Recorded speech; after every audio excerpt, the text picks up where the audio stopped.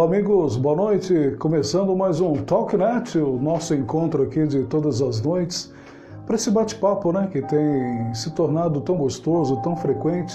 A gente tem discutido aqui temas que de certa forma têm sido um tabu em muitas igrejas e a gente tenta fugir desse padrão, né, que é colocado sobre a vida das pessoas na atual igreja brasileira, né?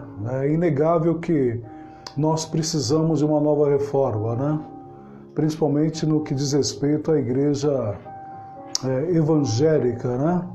E tantas discussões, tantos temas, e o que a gente quer só colocar aqui é passar um pouco da veracidade do evangelho em relação a tudo aquilo que acontece no dia a dia prático da vida das pessoas, né? E hoje nós vamos falar sobre a arrogância, uma palavra bem conhecida no meio de todos. E, pessoal, é bastante difícil falar sobre arrogância porque ela atinge os dois lados. A maioria das pessoas, quando chegam numa igreja, quando são arrogantes por natureza, elas passam por um processo e muitas se transformam, né? Acabam deixando a sua arrogância, se tornam outra pessoa, se tornam outras pessoas, né? Melhor dizendo. Mas veja que também na igreja, aí é mais difícil, que dentro de uma igreja, como pode existir arrogância na vida de uma pessoa? E o quanto isso é nocivo, o quanto isso é terrível, doloroso, toda essa estrutura. Então nós temos esses dois lados, aquele que chega, que está num processo de metanoia, mudança de mente, de mudança de atitude. Eu era ladrão, hoje eu não sou mais. Eu era prostituta, hoje eu não sou mais. Eu era arrogante, hoje eu não sou mais. Mas quando esse processo está dentro da igreja, dentro do nosso meio, e para a gente começar esse nosso bate-papo de hoje à noite, para que a gente entenda o quanto isso muitas vezes está embutido na nossa cabeça e não percebemos isso. Isso passa desapercebido pela nossa vida cristã. E quanto isso é maligno dentro de uma comunidade que está preparado, deveria viver uma comunhão, deveria viver um estado de humildade, de carinho, de respeito um pelo outro, mas na verdade isso não acontece. E eu quero ilustrar esse nosso bate-papo de hoje à noite com um fato acontecido próximo à cidade de Cianorte, no Paraná. A mais ou menos 2 horas da cidade do Paraná, essa história aconteceu, portanto eu estou falando aqui de um fato verídico. Nessa região existia uma igreja e essa igreja tinha um presbítero. E esse presbítero tinha um filho, e esse filho ele acabou crescendo, ele se casou e teve a sua vida deslocada para outra cidade. Uma cidade próxima da dele, porém cidades do interior. Vocês sabem como é que são pequenos distritos, né? Às vezes 1 hora, 2 horas de viagem, uma da outra. E naquela região próxima a Cianorte, no Paraná, esse filho morava. E como de costume, a cada 2 semanas, esse pai ia visitar seu filho na cidade vizinha. E esse presbítero, um homem já tradicional na igreja, de muitos e muitos anos de igreja, afinal de contas ele era um presbítero, ele tinha uma voz, ele tinha um comando dentro da igreja que ele congregava ali no Paraná. E ele pegou o seu carro, uma certa tarde, já caminhando para a noite, e se dirigiu para a cidade do seu filho, para fazer uma visita para o seu filho. E ele pega aquela estrada, e as estradas no norte do Paraná, ou na maioria do interior, são de mão dupla, né? É uma indo e uma voltando. E geralmente, em alguns trechos, sequer tem acostamento. É uma localidade difícil de trânsito que precisa ter uma atenção redobrada para evitar acidentes. Então, em determinados trechos, não temos condição de ultrapassagem, muito menos de acostamento. E esse senhor presbítero, ele vai caminhando em direção à cidade do seu filho, tranquilamente, dirigindo o seu carro, louvando a Deus. Contam que, inclusive, ele ia ouvindo louvor no seu carro, uma música cristã. Em determinado trecho dessa rodovia, já praticamente noite, ele vê um carro em alta velocidade se aproximar pelo retrovisor do seu carro. E aquele carro para, praticamente batendo na traseira do carro dele, e buzinando para que ele saísse da frente ou jogasse o carro na contramão ou apertasse um pouquinho para a direita, mesmo não tendo acostamento, para que ele passasse. E isso irritou muito esse presbítero. Esse presbítero ficou muito irritado e aquele carro que estava atrás começou a buzinar, a dar toque de farol, sai, sai, sai da frente. E esse presbítero se irritou e começou a falar com o Espírito Santo, com Deus, com ele mesmo e com aquele cidadão indiretamente, fantasiosamente, com aquele que dirigiu o carro atrás, dizendo, poxa, esse cara merece uma lição e eu vou dar uma lição em você. Você vai aprender a ser gente. Com quem você pensa que você está lidando aqui? Olha, eu sou um presbítero, sou um servo do Senhor. Esses caras, olha, não tem condição, eu vou dar uma lição nele para ele aprender a ser gente. Quem ele pensa que ele é? E naquele momento esse senhor diminui a velocidade do seu carro e dificulta cada vez mais a ultrapassagem desse carro que vinha desesperadamente lá atrás, dando toque de farol para que ele saísse da frente, e aquele presbítero propositalmente continua a fechar, impedindo qualquer forma de ultrapassagem daquele carro que vinha atrás. E durante todo esse período o presbítero vai dizendo, olha, eu sou servo do Senhor. Você pensa que eu sou bobo? Se eu fosse bobo, eu não era crente. O que você está? Olha, mas que arrogância, deixa ele aqui que eu vou dar um jeito nele. E ali aquele presbítero vai segurando, vai segurando, vai segurando, e aquele carro continua a buzinar, ele continua a pedir passagem. Numa atitude desesperada, ele chega a jogar o carro para a esquerda, tenta uma ultrapassagem, quase bate em outro, mas não consegue a ultrapassagem, ele insiste na buzina, buzina, buzina, e nada daquele carro sair da frente. E depois de um longo período em que esse presbítero segura esse carro, que pedia passagem lá atrás, ele falou, acho que esse camarada aprendeu uma lição. Não é assim que se lida com um servo de Deus como eu. Quem ele pensa que é? Eu acho que agora ele aprendeu a lição. Aí o presbítero joga o carro para a direita, no máximo que ele pode, e aquele carro consegue fazer a ultrapassagem. E segue em desabalada carreira lá para o seu destino. E aquele presbítero dando risada, todo altivo, se achando o professor de que deu uma lição naquele homem, naquele carro que vinha desabalada carreira, ele falando, poxa vida, que absurdo, o cara não respeita as leis de trânsito.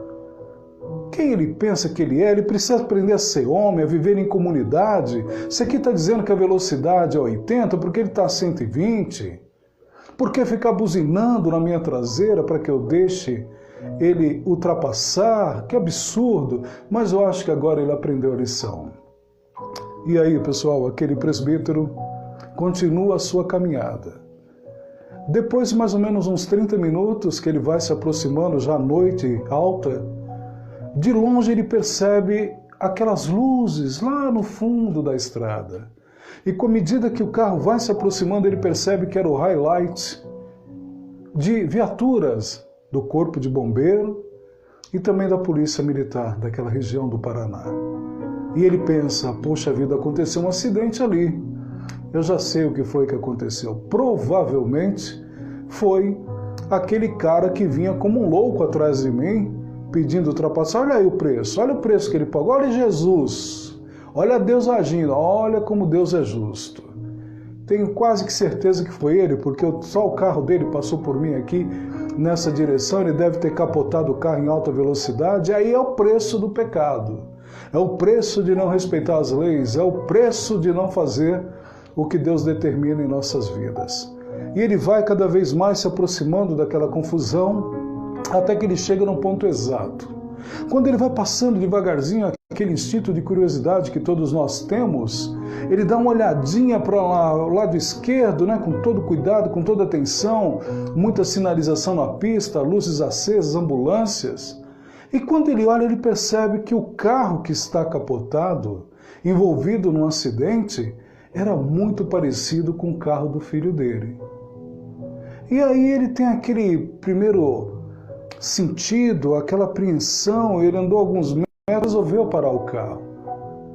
Sabe, a familiaridade daquele carro, de ser parecido com o carro do seu filho, começou a incomodá-lo. Ele deixa o carro mais à frente, desce e vai em direção àquele acidente. Quando ele chega no local, ele tem a surpresa de que realmente o carro que estava capotado um acidente muito grave, era o carro do seu filho.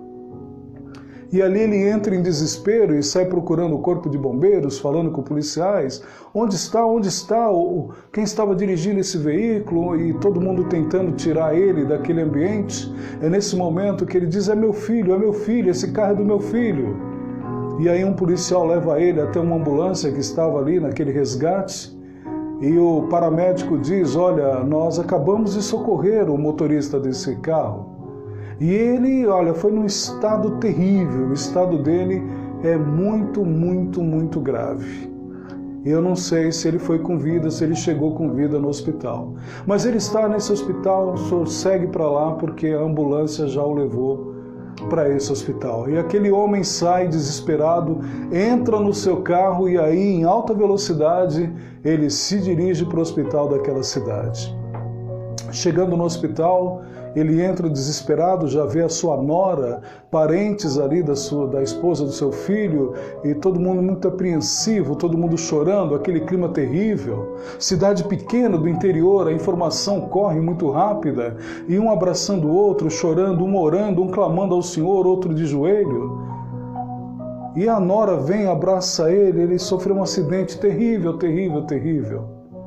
Mas graças a Deus, nós tivemos há 5 minutos atrás a notícia de que o médico conseguiu salvá-lo. Mas o médico conseguiu salvá-lo em minutos. Se fosse 5 minutos a mais, nós teríamos perdido o nosso amigo, o meu esposo, o seu filho. Mas por 5 minutos ele foi salvo. E o pai, um pouco mais aliviado, se dirige à região do pronto-socorro para tentar ver o filho, ainda que num estado de recuperação pós-acidente gravíssimo. Ele sai no corredor conversando com a sua nora, mas como isso aconteceu? E ela começa a dizer, olha, nós tivemos muita sorte, Deus foi muito bom com a gente. Porque quando ele chegou aqui no hospital não existia médico. O médico é de uma cidade vizinha, ele é plantonista aqui. E raramente ele vem, porque hoje é folga dele, é quase fim de semana, sexta-feira. Então hoje não tínhamos médicos aqui. E nós tivemos que solicitar que um médico da cidade vizinha viesse para cá. E esse médico estava no seu dia de folga com a sua família, e ele se prontificou a sair desesperado lá da sua casa para vir socorrer o seu filho, o meu marido, o nosso amigo. E o presbítero fica constrangido e muito feliz e agradecendo a Deus pela atitude desse médico de se deslocar de maneira tão rápida e solícita de uma outra cidade para vir socorrer o seu filho. Quando ele vai andando no corredor, ele fala, eu preciso agradecer esse médico que salvou a vida do meu filho.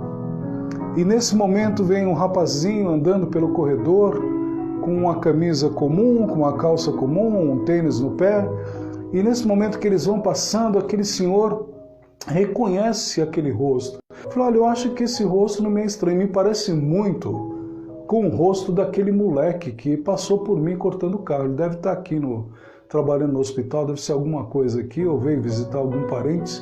E no momento que ele se aproxima com a nora daquele homem que vem vindo na direção deles, pelo mesmo corredor, a nora pega ele pelo braço, doutor, aqui está o meu sogro. E o sogro olha para aquele garoto com a cara de assustado e ela diz, meu sogro, esse aqui é o médico que salvou a vida do seu filho. Era exatamente aquele jovem que em alta velocidade pedia passagem para ir imediatamente socorrer o filho dele no hospital, que por 5 minutos apenas foi salvo. A hemorragia era muito grande. 5 minutos a mais eles teriam perdido aquele jovem, o filho do presbítero. Então notem que a arrogância é algo que nos coloca num mundo totalmente diferente daqueles que estão na mesma comunidade. O que custaria aquele presbítero colocar o carro para a direita e deixar esse senhor ir embora? Mas a sua arrogância, a sua altivez, a sua prepotência quase matou o seu filho. E quantas vezes Nós não conseguimos compreender essa vida, de que antes de qualquer coisa nós somos servos. Nós não estamos aqui para sermos servidos, mas nós estamos aqui para servir. E o que aquele presbítero deveria ter feito era: joga o carro para a direita e vai com Deus, porque ele não sabe qual é a situação do próximo, o que está acontecendo e quantas vezes os arrogantes julgam as pessoas, se achando que são conhecedores profundos do reino de Deus, da substância maior que é Cristo Jesus, do Filho de Deus, do absoluto, do primogênito maravilhoso, do Senhor de todos. Mas na sua arrogância, ele cria um mundo só para ele. E nesse mundo ele quer ser o comandante de tudo isso. E muitas vezes, com essa prepotência, com essa arrogância, com essa altivez, nós muitas vezes matamos pessoas. Muitas vezes perdemos amizades. Muitas vezes não somos aceitos. Muitas vezes passamos por situações absurdas que acabam nos projetando para um mundo que não é o mundo que Cristo quer e que nós possamos viver de uma forma positiva e efetiva. Eu quero encerrar esse nosso bate-papo falando sobre a arrogância, tomando o exemplo desse presbítero, dizendo que diante de Deus, a arrogância, pessoal, é pecado. A palavra arrogância ou arrogante quer dizer altivez, como a gente está falando. E olha, são mais de 200 vezes que essa palavra aparece na Bíblia, sabia? E eu quero deixar aqui no finalzinho um texto para vocês. Está lá em Isaías 2:17, está escrito dessa forma: a arrogância dos homens será abatida e o seu orgulho será humilhado. Enquanto Deus despreza o arrogante, Ele abençoa os humildes. Que você tenha esse estado de humildade na tua vida, que a arrogância não seja companheira da tua vida, mas que a cada dia você sinta cada vez mais a necessidade de se colocar lá embaixo, de ser o último, para que o nome de Cristo seja o primeiro na tua vida. Uma ótima noite para vocês. Não esqueça de se inscrever lá no nosso canal, tá bom? Você pode assistir esses vídeos depois no nosso canal do YouTube, Missão Destaque, com o C mudo no final. Dá lá o seu like, a sua curtida para nos ajudar, tá bom? E estaremos amanhã à noite, mais uma vez, com mais um tema para discutirmos aqui. Um forte abraço e não se esqueça, você já falou com Jesus Cristo hoje? Tenho certeza que será uma experiência única. Boa noite.